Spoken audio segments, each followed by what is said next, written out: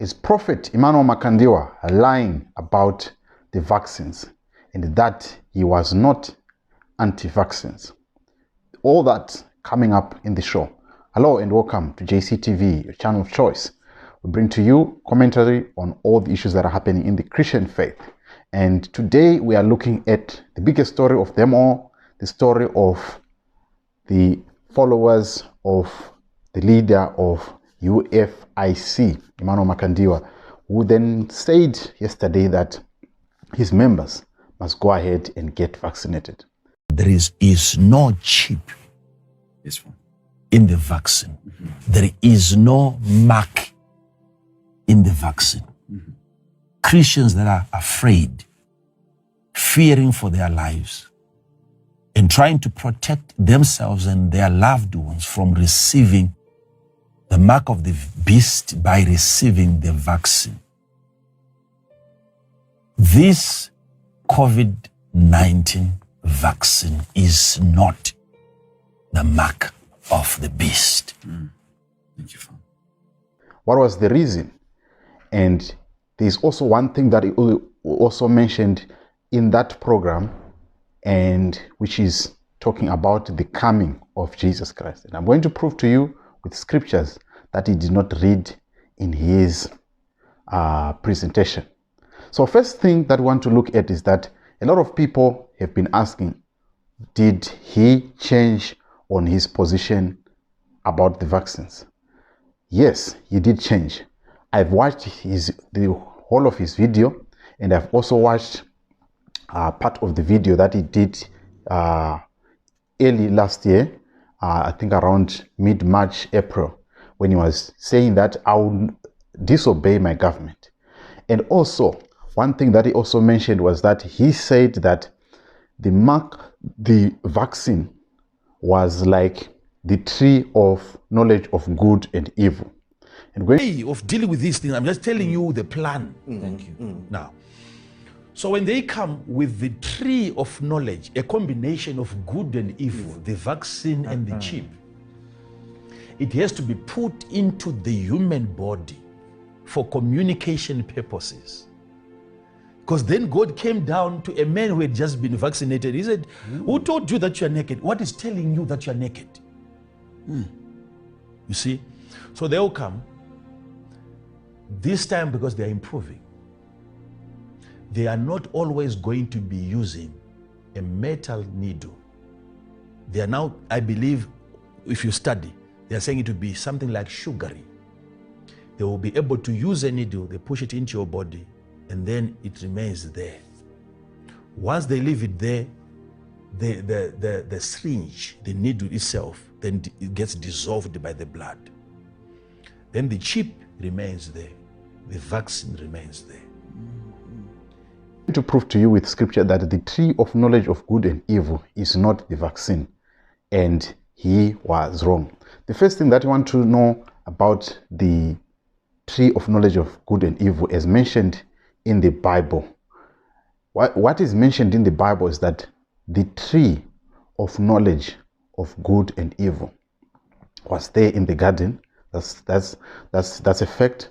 But also what you need to understand is that when God created man was bound to fail, because God had already given a plan for his salvation before the man was placed in the garden, because the Bible says that the Lamb of God was slain before the foundations of the world.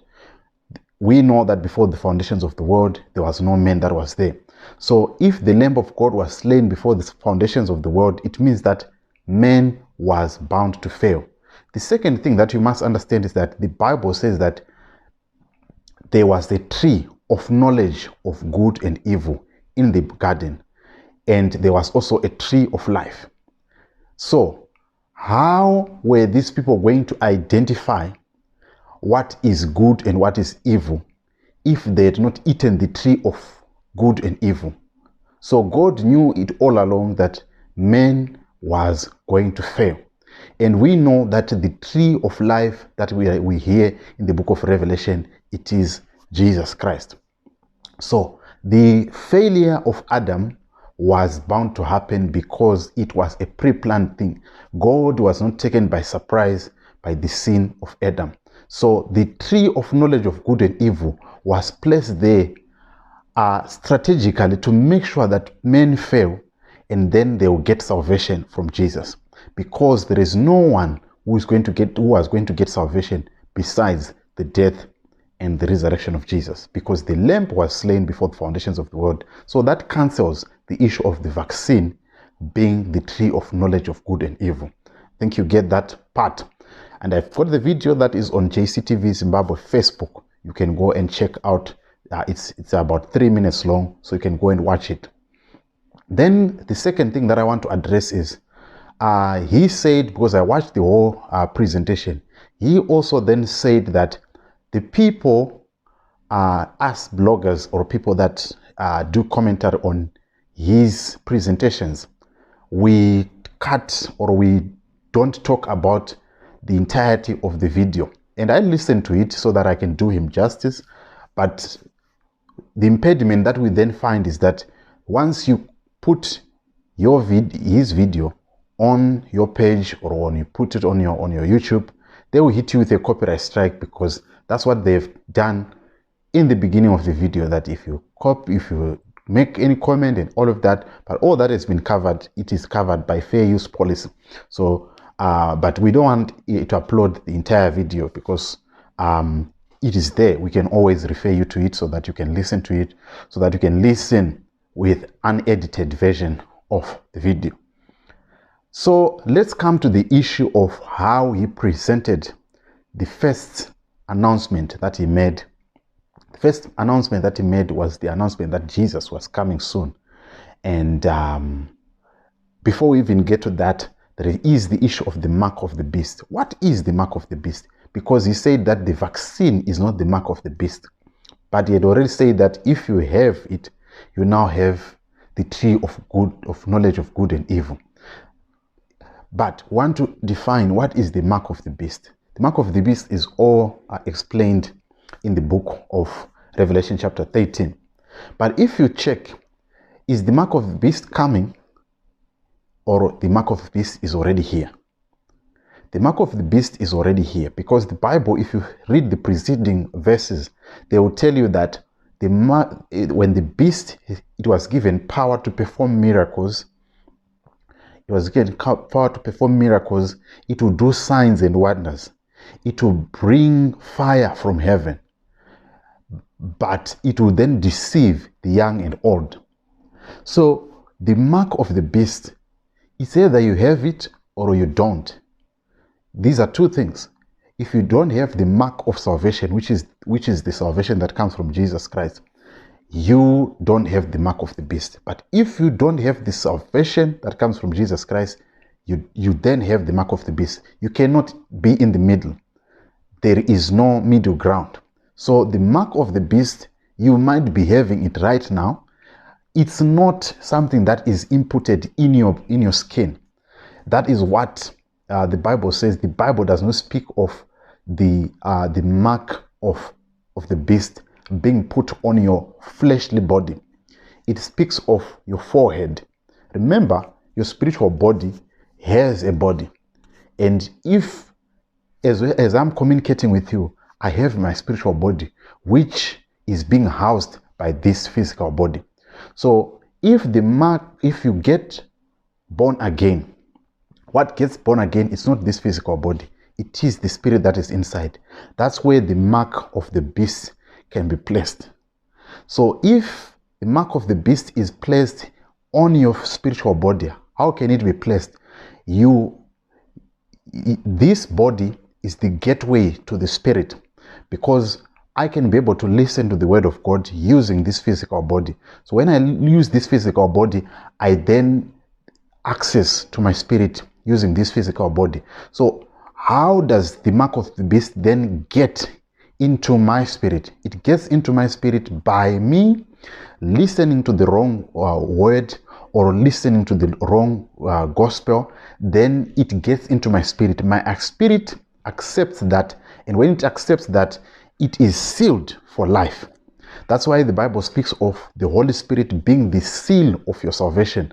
The seal it can also be like a mark, because the Bible speaks in a number of scriptures that the Holy Spirit that came and sealed your salvation. So it is a mark, it is a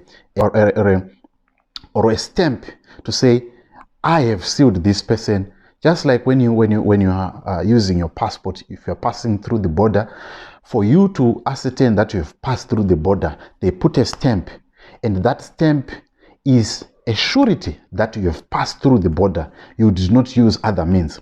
But if you don't have a stamp, it means that you have used other ways. So what I'm trying to say is that the moment that the Holy Spirit comes, according to the book of John chapter 1 verse 12, that to all those that received him, he has given them power to become the children of God. The one that was being referred to there was, some people think that it was Jesus, but Jesus, we know that Jesus is the Holy Spirit. So the one that is being referred to there, he has given you power to be called children of God. You read the book of Romans that he is the one that cries inside us, that Abba Father. He is the seal of our adoption. So the Holy Spirit then is the mark of salvation. So if you don't have the Holy Spirit, if you don't have the Holy Spirit, you actually have the mark of the beast, which means that you have the gospel, or you have the doctrine of the Antichrist. And that's, my friend, is the mark of the beast. It's not something that is going to come, something that is already here. And if you are thinking that is going to come through governments, then you are seriously mistaken, because a lot of people have died, a lot of people have come and go. Do you think those people are exempted from the mark of the beast? Certainly not. It's something that is perpetual. Once the story of salvation was launched in the book of Acts chapter 2, at the day of Pentecost, when the Holy Spirit came, the parallel government of the Antichrist started its work, and that's when the mark of the beast was introduced. So if you don't have the mark of salvation through the Holy Spirit, you actually have the mark of the beast. That is that part. Let's then finish off and talk about the issue of the coming of Jesus. And I'll show you the irony of what the man did. Of course, maybe you might say, I'm judging him too early. He spoke about the birth pangs of the tribulations. And I want you to, I'm going to pin a video which was done by a gentleman, his name is Ted. He did a video. You go, I'll put it on the description box, so please go check it out. And this video explains the tribulation that Israel, the prophecy that Jesus was giving, it was talking about the tribulation and the issue of rapture. It addresses all the issues of rapture, the mark of the beast and the 666 and everything. It actually addresses when the great tribulation that Jesus spoke about in the book of Matthew chapter 24, the tribulation that Jesus was talking about, it actually has already happened about 70 years after Jesus came. That's when the great tribulation happened, where many people died in the nation of Israel. So you can go and check out that video which I've put there. Then second coming of Jesus. It's not the second coming, actually, it is the third coming. Because mind you, if you read the Bible, you find that Jesus came and saw his church, and he came again. He came and saw his church when Mary Magdalene saw him in the book of John. John chapter 19 or John chapter 20, when he rose from the dead, he saw Mary and he said, I have not yet ascended to the Father. Right? After he resurrected. When he resurrected, he saw Mary, and then he came again and he saw the church. And after seeing the church, he then went. Right? So he went to the Father and came back and saw his church. So that was his second coming. The first coming, he came and he was born. And the second coming, he came when he was seeing his church after his resurrection. And the third coming is the one that we're waiting for. But the irony that I was trying to explain was that the Bible then speaks that when the gospel of the kingdom has been preached and has become a witness unto all nations, that's when the end is going to come. So what is causing he says that when you hear about wars, when you hear about all this, they are just, the end is still far. So to tell people that Jesus is coming very soon, I know Pastor Chris actually spoke about this. There are many people who have predicted the coming of the Lord Jesus using the Bible, but they were seriously mistaken. Personally, I believe everyone must stay ready, but to tell people that he is coming now, it's actually misinformation, because it is actually trying to tell people about the doctrine of rapture, which is not there in the Bible, which is seriously, grossly misinterpreted, and it is a lie. And I've given you the video that you can go and listen to, which addresses that part. But anyway, thank you so much for watching, and I want to hear from you. What do you think about the men flip-flopping and telling us that I'm not going to take the vaccine, and now he realized the world is moved in and people are taking the vaccine? Because in the video that I posted on JCTV Zimbabwe Facebook, you see that he said that the vaccine shall come and it will get into your body. But anything that gets into your body, it's not going to affect your spirit. What affects your spirit is what you put in your spirit. So that is the problem. That's why Jesus spoke that what one eats doesn't matter. So the medicine that we are administered to, sometimes we eat it, sometimes it is administered through, say, a drip, or it is administered through an injection. It's just the same as we have consumed it. So this is what is happening. So it is nothing, it is not going to affect your spirit. What affects your spirit is what you feed your spirit with, the words that come from say that the beast or from Jesus Christ. That's all that I have for you.